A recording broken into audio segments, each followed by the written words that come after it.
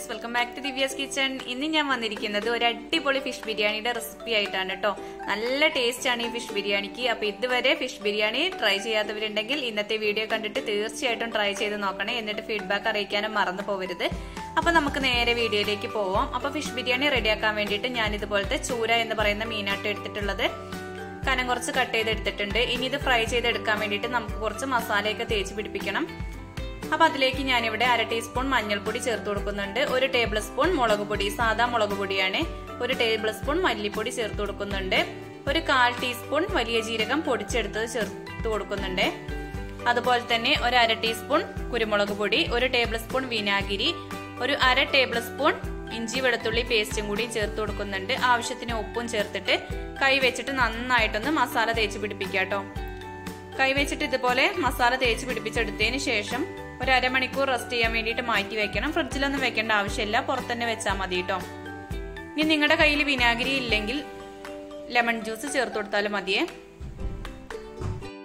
അപ്പൊ നമ്മുടെ മീനൊക്കെ നന്നായിട്ട് മസാലയൊക്കെ തേച്ച് പിടിപ്പിച്ച് മാറ്റി വെക്കാം. ഇനി നമ്മൾക്ക് ബിരിയാണിക്ക് വേണ്ട റൈസ് എടുത്തിട്ടുണ്ട്. ഇത് 1/2 കിലോ റൈസ് ആണ് കേട്ടോ, ബിരിയാണി റൈസ് ആണ്. ഇത് നന്നായിട്ട് കഴുകി എടുത്തതിന് ശേഷം 20 മിനിറ്റ് കുതിരാനായിട്ട് മാറ്റി വെക്കാം. ഇനി റൈസ് റെഡിയാക്കാൻ വേണ്ടിയിട്ട് ഒരു ഉരുളി അടുപ്പിൽ വെച്ച് കൊടുത്തിട്ടുണ്ട്. അതിലേക്ക് ഒരു 4 ടേബിൾ സ്പൂൺ സൺഫ്ലവർ ഓയിൽ ചേർത്തിട്ടുണ്ട്. ഇനി ഇതിലേക്ക് സ്പൈസസ് ആയിട്ട് ബേ ലീഫ്, അതുപോലെ ജാതിപത്രി, ഗ്രാമ്പു, പട്ട, ഏലക്കായ, ഒരു നുള്ളു പെരിഞ്ജീരകം ഒക്കെയാണ് ചേർത്ത് കൊടുക്കുന്നത്. അതുപോലെ തന്നെ ഇതിലേക്ക് ഒരു സവാളയുടെ പകുതിയും കൂടിയും ചേർത്ത് കൊടുക്കുന്നുണ്ട്. എന്നിട്ട് എല്ലാം കൂടി നന്നായിട്ടൊന്ന് വഴറ്റിയെടുക്കാം. ഇനി ഇതിലേക്ക് ചൂടുവെള്ളമാണ് ചേർത്ത് കൊടുക്കുന്നത്, പച്ചവെള്ളം ചേർത്ത് കൊടുക്കരുത്. 1 കപ്പ് അരിക്ക് 2 കപ്പ് വെള്ളം എന്ന തോതിലാണ് ഞാനിവിടെ ചേർത്ത് കൊടുക്കുന്നത്. വെള്ളം കറക്റ്റ് ആണ് കേട്ടോ. ഇനി ആവശ്യത്തിന് ഉപ്പും ചേർത്തിട്ട് നന്നായിട്ടൊന്ന് മിക്സ് ചെയ്യുക. എന്നിട്ട് തിളച്ചതിന് ശേഷം വേണം നമ്മൾ അരി ചേർത്ത് കൊടുക്കാം. അതുപോലെ ഇതിലേക്ക് ഒരു 1/4 ടീസ്പൂൺ ഇഞ്ചി വെളുത്തുള്ളി പേസ്റ്റും കൂടിയും ചേർത്ത് കൊടുത്തിട്ടുണ്ട്. അപ്പൊ നല്ലൊരു ഫ്ലേവർ ആയിരിക്കും നമ്മുടെ ബിരിയാണിക്ക്. അപ്പൊ വെള്ളമൊക്കെ നന്നായിട്ട് തിളച്ചു. ഇനി നേരത്തെ നമ്മൾ കുതിരാനായിട്ട് മാറ്റി വെച്ചിരുന്ന അരി ചേർത്ത് കൊടുക്കാം. എന്നിട്ട് നന്നായിട്ടൊന്ന് മിക്സ് ചെയ്തെടുത്തതിന് ശേഷം അടച്ചു വെച്ചിട്ട് ഒരു മീഡിയം ഫ്ലെയിമിൽ വെച്ചിട്ട് കുക്ക് ചെയ്തെടുക്കാം കേട്ടോ. അപ്പൊ നമ്മൾ ഇതിലേക്ക് കുറച്ച് നാരങ്ങയുടെ ജ്യൂസ് ചേർത്ത് കൊടുക്കാൻ മറന്നു പോയിട്ടോ. 1 ടേബിൾ സ്പൂൺ ചേർത്ത് കൊടുക്കണം. നമ്മുടെ അരി ഒന്നും ഒട്ടി പിടിക്കാണ്ടിരിക്കാൻ വേണ്ടിയിട്ടാണ് ഇത് ചേർത്ത് കൊടുക്കുന്നത്. ഇനി നാരങ്ങയുടെ ജ്യൂസ് ഇല്ലെങ്കിൽ 1 ടേബിൾ സ്പൂൺ വിനാഗിരി ചേർത്ത് കൊടുത്താലും മതി. എന്നിട്ട് നന്നായിട്ടൊന്ന് മിക്സ് ചെയ്തെടുത്തതിന് ശേഷം നമുക്കിത് മീഡിയം ഫ്ലെയിമിൽ വെച്ചിട്ട് കുക്ക് ചെയ്തെടുക്കാം. അപ്പൊ നമ്മുടെ ചോറ് മറ്റേ അടുപ്പിലേക്ക് മാറ്റി കൊടുത്തിട്ടുണ്ട്. ഇനി നമ്മളൊരു പാൻ വെച്ചിട്ട് കുറച്ച് സൺഫ്ലവർ ഓയിൽ ഒഴിച്ചു കൊടുത്തിട്ടുണ്ട്. ഇതിലേക്ക് നമ്മൾ കുറച്ച് കാഷ്നട്ടും കിസ്മിസും ഒക്കെ ഒന്ന് ഫ്രൈ ചെയ്തെടുക്കുന്നുണ്ട്. അപ്പൊ നമ്മുടെ ബിരിയാണി ദം ചെയ്യുന്ന സമയത്ത് ഗാർണിഷ് ചെയ്യാൻ വേണ്ടിയിട്ടാണ് ഇതൊക്കെ ഫ്രൈ ചെയ്തെടുക്കുന്നത്. അപ്പൊ കാഷ്നട്ടും കിസ്മിസും ഒക്കെ നന്നായിട്ട് ഫ്രൈ ആയി കിട്ടിയിട്ടുണ്ട്. ഇനി ഇതൊന്ന് കോരി മാറ്റാം. ഇനി ഇതേ ഓയിൽ തന്നെ ഞാനിവിടെ സവാളയൊന്ന് ഫ്രൈ ചെയ്തെടുക്കുന്നുണ്ട് കേട്ടോ. ഞാനിവിടെ ഒരു വലിയ സവാള കനം കുറച്ച് കട്ട് ചെയ്തതാണ് ചേർത്ത് കൊടുക്കുന്നത്. കനം കുറച്ച് കട്ട് ചെയ്താലുള്ളൂ പെട്ടെന്ന് ഫ്രൈ ആയി കിട്ടുക. അപ്പൊ ഇതെന്തായാലും ശ്രദ്ധിക്കുക, ഇതേ ഓയിൽ തന്നെ ചെയ്തെടുക്കുക കേട്ടോ. അപ്പൊ സവാള ഫ്രൈ ആയി കിട്ടാൻ കുറച്ച് സമയം എടുക്കും. ഒരു ഗോൾഡൻ ബ്രൗൺ നിറം ആവുന്നത് വരെ നമുക്ക് ഫ്രൈ ചെയ്തെടുക്കണേ. അപ്പൊ ഒരു മീഡിയം ഫ്ലെയിമിൽ വെച്ചിട്ട് സാവകാശം കുക്ക് ചെയ്തെടുക്കാം. അപ്പൊ നമ്മുടെ സവാളയെ നന്നായിട്ട് ഫ്രൈ ആയി കിട്ടിട്ടോ. അപ്പൊ ഇതൊന്ന് കോരി മാറ്റി വെക്കാം. അപ്പൊ നേരത്തെ നമ്മൾ കാഷ്നട്ടും കിസ്മിസും ഒക്കെ എടുത്ത് അതേ പാത്രത്തിലേക്ക് തന്നെ മാറ്റി കൊടുക്കാട്ടോ.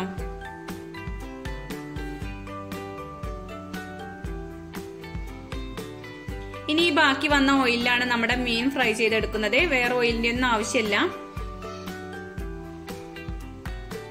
അപ്പൊ അതവിടെ മാറ്റി വെക്കാം. എന്നിട്ട് നമ്മുടെ മീൻ ഫ്രൈ ചെയ്തെടുക്കാം കേട്ടോ.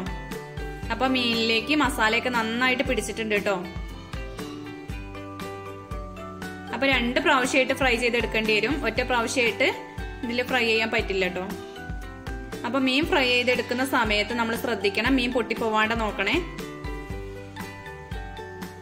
അധികം മുള്ളില്ലാത്ത ഏത് മീനിലും ബിരിയാണി തയ്യാറാക്കി എടുക്കാം കേട്ടോ. അപ്പൊ നമ്മുടെ ഫിഷിന്റെ ഒരു സൈഡ് ആയിട്ടുണ്ട്, ഒന്ന് തിരിച്ചിട്ട് കൊടുക്കാം.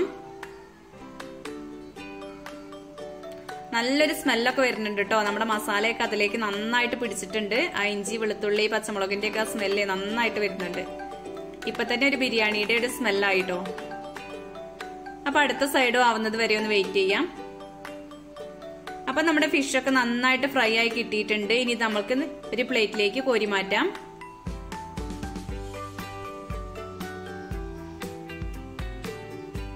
ഇനി ഇതേ ഓയിൽ തന്നെ നമ്മൾ ബാക്കി വന്ന ഫിഷും കൂടി ഒന്ന് ഫ്രൈ ചെയ്തെടുക്കുന്നുണ്ട്.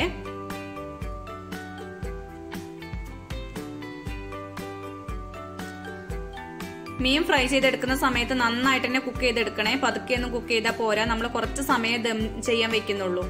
അപ്പൊ അത് വെച്ചിട്ട് നമ്മൾ നന്നായിട്ട് തന്നെ കുക്ക് ചെയ്തെടുക്കാം. അപ്പൊ അതിനിടയ്ക്ക് നമ്മുടെ റൈസൊക്കെ ഇവിടെ നന്നായിട്ട് വെന്ത് കിട്ടിയിട്ടുണ്ട്. അപ്പൊ ഇതൊന്ന് നന്നായിട്ടൊന്ന് മിക്സ് ചെയ്ത് കൊടുക്കുക. എന്നിട്ട് ഇതിന്റെ ആവിയൊക്കെ പോവാൻ വേണ്ടി മാറ്റി വെക്കാം കേട്ടോ. ഇതിന്റെ ആവിയൊക്കെ നന്നായിട്ട് പോയതിനു ശേഷം വേണം നമ്മൾ ദം ചെയ്തെടുക്കാന്. അപ്പൊ നമ്മുടെ മീനൊക്കെ ഫ്രൈ ആയ ബാക്കി ഓയിലിലേക്ക് മസാല തയ്യാറാക്കി എടുക്കാൻ വേണ്ടിയിട്ട് സവാള ചേർത്ത് കൊടുക്കുന്നുണ്ട്. അപ്പൊ ബിരിയാണിക്ക് വേണ്ട മസാല ഇതേ ഓയിൽ തന്നെ തയ്യാറാക്കിയാൽ മതി. അപ്പൊ നമ്മുടെ ആ ഫിഷിന്റെ ഒക്കെ ഫ്ലേവർ നന്നായിട്ട് കിട്ടും കേട്ടോ. അപ്പൊ 2 വലിയ സവാളയാണ് ചേർത്ത് കൊടുത്തിട്ടുള്ളത്. കൂടുതൽ മസാല വേണമെങ്കിൽ കൂടുതൽ ചേർത്ത് കൊടുക്കാം കേട്ടോ. അപ്പൊ സവാളയൊക്കെ നന്നായി വഴന്ന് കിട്ടിയല്ലോ. ഇനി ഇതിലേക്ക് 1 ടേബിൾ സ്പൂൺ നിറയെ ഇഞ്ചി വെളുത്തുള്ളി പച്ചമുളക് പേസ്റ്റും കൂടി ചേർത്ത് കൊടുക്കുന്നുണ്ട്. എന്നിട്ട് ഇതിന്റെ പച്ചമണം മാറുന്നത് വരെ നന്നായിട്ടൊന്ന് വഴറ്റി കൊടുക്കാം. അപ്പൊ ഇതിന്റെ പച്ചമണമൊക്കെ ഒന്ന് മാറി കിട്ടിയിട്ടുണ്ട്. ഇനി ഇതിലേക്ക് പൊടികളായിട്ട് 1 ടേബിൾ സ്പൂൺ കാശ്മീരി ചില്ലി ചേർത്ത് കൊടുക്കുന്നുണ്ട്, 1 ടേബിൾ സ്പൂൺ മല്ലിപ്പൊടി, 1/4 ടീസ്പൂൺ കുരുമുളക് പൊടി, 1/4 ടീസ്പൂൺ പെരുജീരകത്തിന്റെ പൊടി. ഇതെല്ലാം പൊടികളായിട്ട് ചേർത്ത് കൊടുത്തിട്ടുള്ളത്. എന്നിട്ട് എല്ലാം കൂടി ഒന്ന് നന്നായിട്ട് വഴറ്റിയെടുക്കാം. ഇതിന്റെ പച്ചമണം മാറുന്നത് വരെ ഒന്ന് വഴറ്റി കൊടുക്കണേ. ഒരു മീഡിയം ഫ്ലെയിമിൽ വെച്ചിട്ട് വേണം ഇതൊക്കെ ചെയ്യാന്. അപ്പൊ അതിന്റെ പച്ചമണമൊക്കെ മാറി വന്ന സമയത്ത് നമ്മൾ 1 വലിയ തക്കാളിയാണ് ചേർത്ത് കൊടുക്കുന്നത്. അതുപോലെ കുറച്ചധികം കറിവേപ്പിലയും ചേർത്ത് കൊടുക്കുന്നുണ്ട്. എന്നിട്ട് എല്ലാം കൂടി നന്നായിട്ടൊന്ന് വഴറ്റിയെടുക്കാം. അപ്പൊ നമ്മുടെ തക്കാളി നന്നായിട്ട് വെന്ത് കിട്ടണം കേട്ടോ. അപ്പൊ തക്കാളിയൊക്കെ പെട്ടെന്ന് വെന്ത് കിട്ടാൻ വേണ്ടിയിട്ട് ഞാനിവിടെ ഒരു 4-5 ടേബിൾ സ്പൂൺ വെള്ളം ചേർത്ത് കൊടുക്കുന്നുണ്ട്. അപ്പോഴാണ് പെട്ടെന്ന് വെന്ത് കിട്ടുള്ളൂ കേട്ടോ. ചൂടുവെള്ളമാണ് ചേർത്ത് കൊടുക്കുന്നത്. അപ്പൊ അതും ചേർത്തതിന് ശേഷം നന്നായിട്ടൊന്ന് മിക്സ് ചെയ്ത് കൊടുക്കുക. ഒരു മീഡിയം ഫ്ലെയിമിൽ വെച്ചിട്ടാട്ടോ ഞാൻ ഇതൊക്കെ ചെയ്യുന്നത്. ഇനി ആവശ്യത്തിന് ഉപ്പും ചേർത്ത് കൊടുക്കാം. നമ്മുടെ മീനില് ഉപ്പ് ഉള്ളതാണ്. അപ്പൊ ഈ മസാലയ്ക്ക് വേണ്ട ഉപ്പ് ചേർത്ത് കൊടുക്കാം. അതുപോലെ പുളിക്ക് ആവശ്യത്തിനായിട്ട് നാരങ്ങാനീരാണ് ചേർത്ത് കൊടുക്കുന്നത്. 2 ടേബിൾ സ്പൂൺ ചേർത്തു കേട്ടോ. ഇതിലേക്ക് ഞാൻ ഇവിടെ തന്നെ പൊടിച്ചെടുത്ത ഗരം മസാലയാണ്, അതും കൂടിയും ചേർത്ത് കൊടുക്കാം. അതുപോലെ കുറച്ചധികം മല്ലിയില പുതിനയില അരിഞ്ഞതും കൂടിയും ചേർത്ത് കൊടുക്കുന്നുണ്ട്. എന്നിട്ട് എല്ലാം കൂടി നന്നായിട്ടൊന്ന് മിക്സ് ചെയ്ത് കൊടുക്കുക. ഇനി അടച്ചു വെച്ച് കുക്ക് ചെയ്യണമെങ്കിൽ അടച്ചു വെച്ചും കുക്ക് ചെയ്യാം കേട്ടോ. ഞാനിവിടെ അടച്ചു വെക്കാതെ തന്നെയാണ് കുക്ക് ചെയ്തെടുക്കുന്നത്. എന്നാലും നമ്മുടെ തക്കാളിയൊക്കെ പെട്ടെന്ന് വെന്ത് കിട്ടും. അപ്പൊ കണ്ടില്ലേ, നമ്മുടെ മസാലയൊക്കെ ഇവിടെ റെഡി ആയിട്ടുണ്ട്. തക്കാളിയൊക്കെ നന്നായിട്ട് വെന്തു കേട്ടോ. ഇനി ഇതിലേക്ക് നേരത്തെ നമ്മൾ ഫ്രൈ ചെയ്ത് വെച്ചിരിക്കുന്ന ഫിഷും കൂടി ഒന്ന് ചേർത്ത് കൊടുക്കാം. ഞാനിവിടെ മുഴുവൻ ഫിഷും ചേർക്കുന്നില്ല കേട്ടോ. കുറച്ച് ഞാനവിടെ ഗാർണിഷിനായിട്ട് മാറ്റി വെച്ചിട്ടുണ്ട്. അപ്പൊ ഈ ഫിഷ് ചേർത്തതിന് ശേഷം മസാലയിൽ നന്നായിട്ടൊന്ന് മിക്സ് ചെയ്തെടുക്കാം. അപ്പൊ നമ്മുടെ മീനിലേക്ക് നന്നായിട്ട് മസാലയൊക്കെ പിടിക്കണ്ടേ, അതിന് വേണ്ടിയിട്ടാണ് ഇങ്ങനെ ചെയ്യുന്നത്. ഈ ഒരു ടൈമിൽ നിങ്ങൾക്ക് എരിവും പുളിയും ഉപ്പൊക്കെ കറക്റ്റ് ആണോ എന്ന് നോക്കുക കേട്ടോ. പുളി ഇല്ലെങ്കിൽ വീണ്ടും നാരങ്ങ ജ്യൂസ് ചേർത്ത് കൊടുത്താൽ മതി. ഞാനിവിടെ തൈര് ചേർത്തിട്ടില്ല കേട്ടോ. ഇതുപോലെ ചെയ്യുമ്പോഴാണ് കൂടുതൽ ടേസ്റ്റ് തോന്നിയിട്ടുള്ളത്. അപ്പൊ ഇതുപോലെ ഒന്ന് തട്ടിപ്പൊത്തി വെച്ചതിന് ശേഷം ഒരു മീഡിയം ഫ്ലെയിമിൽ വെച്ചിട്ട് ഒരു 10 മിനിറ്റ് ഒന്ന് ആവി കയറ്റിയെടുക്കാം കേട്ടോ. അപ്പൊ നമ്മുടെ മസാലയൊക്കെ ഇവിടെ റെഡി ആയി കിട്ടിയിട്ടുണ്ട്. ഇനി നമുക്കിത് ദം ചെയ്തെടുക്കാം. അപ്പൊ അതിനായിട്ടൊരു പാനിലേക്ക് കുറച്ച് ഓയിൽ തേച്ച് കൊടുത്തിട്ടുണ്ട് കേട്ടോ. നെയ്യ് ഓയിലൊക്കെ ചേർത്ത് കൊടുക്കാം. എന്നിട്ട് അതിലേക്ക് നമ്മുടെ മസാല വെച്ച് കൊടുക്കുന്നുണ്ട്. ഇനി അതിന്റെ മുകളിലേക്കായിട്ട് ചോറിട്ട് കൊടുക്കാം. 2 ലെയർ ആയിട്ടാണ് കേട്ടോ ഞാനിവിടെ ചെയ്തെടുക്കുന്നത്. അപ്പൊ ചോറൊക്കെ ഒന്നൊന്നേ തൊടാതെ തന്നെ കിട്ടിയിട്ടുണ്ട്. അപ്പൊ ഒരു ലെയർ ഇട്ട് കൊടുത്തതിന് ശേഷം അതിന്റെ മുകളിലേക്ക് നമ്മൾ നേരത്തെ ഫ്രൈ ചെയ്ത് വെച്ചിരിക്കുന്ന കാഷ്നട്ടും കിസ്മിസും സവാളയൊക്കെ ചേർത്ത് കൊടുക്കുന്നുണ്ട്. അതുപോലെ മല്ലിയില പുതിനയില ചേർത്ത് കൊടുക്കാം. വീണ്ടും നമ്മൾക്ക് മസാല വെച്ച് കൊടുക്കാം കേട്ടോ. അപ്പൊ ബാക്കി വന്ന മുഴുവൻ മസാലയും ഇതിന് മുകളിലേക്ക് വെച്ച് കൊടുക്കുക. എന്നിട്ട് വീണ്ടും മുഴുവൻ ചോറ് ഇട്ട് കൊടുക്കാം കേട്ടോ.